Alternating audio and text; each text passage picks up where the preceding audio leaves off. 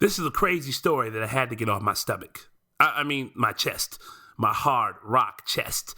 Have you seen it lately? Anyway, last summer I took the Panda Express to Monsanto. It's the largest city in the world where every place to eat is filled with cancer, heart attacks, and death. I was walking down Wing Street on a scorching hot day. I mean, the sun was a sizzler. I was on my way to the corner bakery when I ran into Papa John, who was trying to get his Mac on with his older lady. Good old Papa, always trying to holler at someone, bringing them stinking roses and everything. I remember when he finally got a date on Marie's calendar. Roscoe wasn't too happy about that. He'd been trying to take Marie to the kitchen for quite some time now. But Marie thought Roscoe was just a farmer's boy and didn't really know how to treat a lady like a queen. Personally, I think she's white, because everybody remembers when Roscoe tried to give Miss Butterworth some sugar in front of everybody at the mall. Man, she slapped the taste out of his mouth. And to add insult to injury, she said Denny was her sweetheart. Poor girl. We all know that Denny's everybody's sugar daddy, giving the whole city GMOs and stuff. But that's a whole other story. Back to Papa John. See, I was on a mission and didn't really pay much attention. Plus, I was hungry, Jack.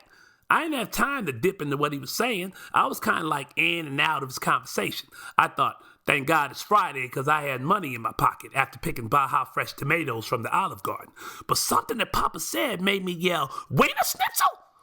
I couldn't believe what I just heard. So I hopped on the subway with Nathan's best friend, Tony Roma, to get to the bottom of this. Y'all already know that Tony Roma don't play. If something was going down, he's the best person to have around. And it's a good thing I did. When we got the hometown buffet, Popeye was standing at the door. I almost didn't let us in until Tony Roma had a few words with them. Them two had a run-in 2 years ago over that girl, Wendy. They both tried to own her, filling her head up with lies. She was a tough cookie, committed to making her own fries. So we walk in, right? And old McDonald and Burger King were going at it, arguing who was making the Starbucks and who killed the most people and who was the real reason that America was the unhealthiest nation in the world. McDonald called Burger King a fat burger, a straight up insult. That's like calling a black dude a nigger. You just don't do that. Jack came out the box and tried to calm everyone down by inviting them to one of his churches. But Burger King pulled out his Long John Silver knife and started acting El Polo Loco on everybody and swinging and cussing and carrying on. McDonald saw that Burger King was getting wild and felt like that he needed to juice it up a little bit. So now he started to steak and shake, and I was like, yo, Shania. I started to wonder, why in the world did I come out here? By now, things were starting to get real shakies. Finally, Carl's Jr. said if the fight was going to take place, we all need to go out back to the Golden Corral and settle the beef there. Everyone agreed, except Mr. Organic. Nobody really cared for him anyway. He was always the outcast of the group.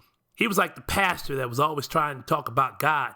When the Lord ain't in your life, you don't want to hear about him wanting to be in your life. I mean, for real. Who did he think he was? Trying to make food that was healthy and have people living longer.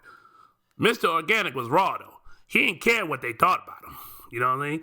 He was always preaching about whole supplements and foods, and today was no different. He kept on talking, and everyone kept on not listening. So all the bigwigs, including the rappers Little Caesars and Grand Lux, strolled out back to settle the score. Someone rang the Taco Bell, and bullets started flying. One by one, just like dominoes, everyone started dying, bleeding from multiple wounds to their souls. This was the only way it could have gone down, though.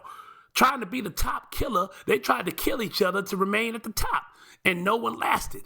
They all died and had a big old funeral at KFC, and the great city of Monsanto died with them. And just a little while later, a new town was built, named after Mr. Organic. The world grew to like Whole Foods again. The food industry grew, but this time grew healthy. There were no lobbyists, no backdoor hiring, nothing but good old-fashioned organic food at the dinner table. And we still saw Mr. Organic, older now, walking the streets. He wasn't too much talking about what he should eat. Now we were just smiling and laughing and thanking the Lord that it wasn't like it used to be. And we all lived happily ever after. The end. Go get my new CD, son.